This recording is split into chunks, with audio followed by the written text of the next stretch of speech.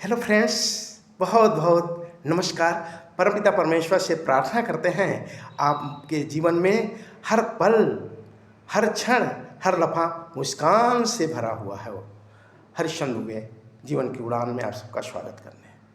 दोस्तों, देवियों, सज्जनों, क्या हम आत्मनिर्भर हैं?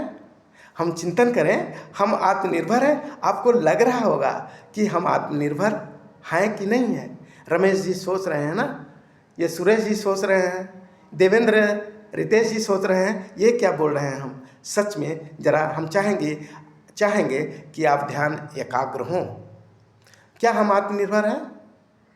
अर्थात कोई हमें दुखी कर दे, फिर आत्मनिर्भर कहाँ है? कोई हमें अपमान कर दे और हम दुखी हो जाएं, फिर आत्मनिर्भर कहाँ हुए? हम फिर तो दूसरे पर निर्भर है ना। जो चाहे हमको दुखी कर दे, चाहे वाणी के द्वारा, चाहे व्यवहार के द्वारा, चाहे कर्म के द्वारा, फिर हम आत्मनिर्भर तो नहीं हुए।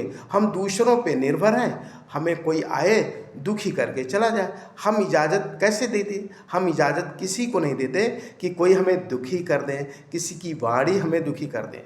और जिन शब्दों में मंत्र बनता हो, जिन शब्दों में बहुत बहुत गुण है, कोई भी शब्द बेचारा हमें कैसे दुखी कर देगा। शब्द ने क्या ऐसा बोला, शब्द ने क्या सोचा, शब्द ने क्या ऐसा कहा, शब्द ने तो कोई हमारे साथ व्यवहार ही नहीं किया गलत। हम मान बैठे कि ये शब्द हमें अपमानित कर लिया, ये व्यवहार अपमानित करना हम मान लिए।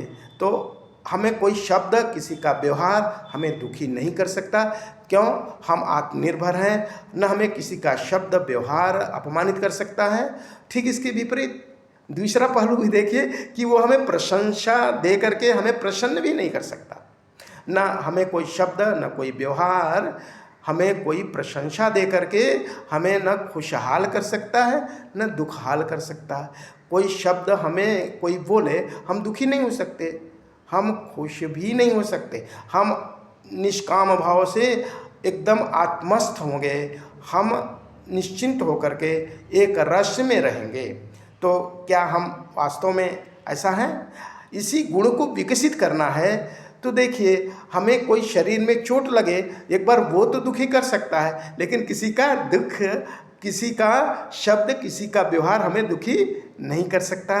क्योंकि वास्तव में वो दुखी करता ही नहीं, हम ले लेते हैं, मान लेते हैं। जैसे हम एक उदाहरण से सरल सहज भाव से समझने की कोशिश करें। जैसे हम होटल में जाते हैं तो हमें जो जो हम मांगते हैं वो हमें मिल जाता है। अगर हमने चावलदार रोटी सब्जी मांगा, लेकिन उसकी जगह कोई नॉन वेज आ गया, पिज्ज़ा आ गया, हमें नहीं खाना है, प्याज वाला आ गया, नहीं खाना है तो नहीं खाना है, तो हम उसको हटा देते हैं, लेते ही नहीं, ठुकरा देते हैं, इनकार कर देते हैं। ठीक इसी तरह से कोई शब्द व्यवहार हमें अच्छा जो नहीं लगा, हम उसको लेते ही नहीं। हम उसको पहले तो गलत मानते ही नहीं। जब गलत नहीं मानते तो कोई प्रभाव ही नहीं। कोई हमारी प्रशंसा करता है, हम उसको प्रशंसा मानते नहीं, तो हम प्रशंसित न होंगे। क्योंकि हृदय तो दोनों भाव से प्रभावित होगा ना। अगर किसी के प्रशंसा से हम खुश हुए तो सच मानिए मेरे दोस्त, हम किसी के दुख युक्त वाणी से दुखी भी होंगे। यद्यपि मेरा सिद्धांत है, न कोई प्रशंसा युक्त कार्य होता है, न कोई दुख वाली वाणी होती है, न कर्म, न कोई दुख दे सकता, न कोई प्रशंसा दे सकता। इसलिए हमें आत्मनिर्भर होना है।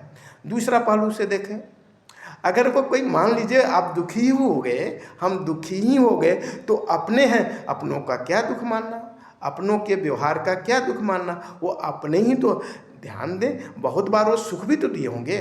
उनके व्यवहार, उनके विचार, उनके शब्द हमें सहयोग तो भी किए होंगे, कई बार तो प्रशंसा भी की। ऐसा तो हो ही नहीं सकता कि कोई व्यक्ति हर पल दुख देता हो, हर पल अपमानित करता हो। बहुत ऐसे क्षणों में वो हमको खुश भी किए होंगे, सहयोग भी किए होंगे, तो उसको तो याद करें। फिर दुख को क्यों याद करते हैं? मान लीजिए वो अपरिचित हैं, तो अपरिचितों का क्या दुख मानना, वो तो हमारे बारे में जानते ही नहीं, तो उनके दुख को क्या सोचना, न अपरिचित का न परिचित का। तीसरा दृष्टि से देखें, वो सब परमात्मा, घट घट में परमात्मा हैं। जब घट घट में परमात्मा है, यानी जो व्यवहार हुआ वो परमात्मा है, उनके अंदर घट घट में परमात्मा है। हर व्यक्ति में परमात्मा है, चाहे पुरुष हुआ, चाहे महिला हुआ, चाहे बच्चे हुए, हर में परमात्मा। यहाँ तक कि हर पशु पक्षी में परमात्मा, हर जीव में परमात्मा, और पेड़ पौधे में, पत्थर में परमात्मा, तभी तो पूछते हैं जब प्राण प्रतिष्ठित हो जाता है। तो हमें क्या करना है? हमें ये करना है कि उसमें परमात्मा है तो हम इन्हें क्यों बुरा माने। तो आए चलें दोस्तों, हमें किसी के दिए हुए व्यवहार से दुखी नहीं होना, किसी के दिए हुए प्रशंसा से हम खुश नहीं हों। ये जो गुण को हम विकसित करते जाएंगे, आनंद से विभोर हो जाएंगे। जैसे हम जाते हैं तो रास्ते में कोई गंदा गड्ढा मिलता है तो किनारे से चले जाते हैं ना, आगे जाते हैं। और कोई हमें पुष्प सुगंध दे रहा तो भी आगे से चले जाते हैं ना। ठीक इसी तरह से कोई व्यवहार हुआ तो हम उससे किनारे से जा सकते हैं। हाँ, तीसरा पहलू ये भी हो सकता है। आप कहेंगे एक सिक्के के तो दो ही पहलू।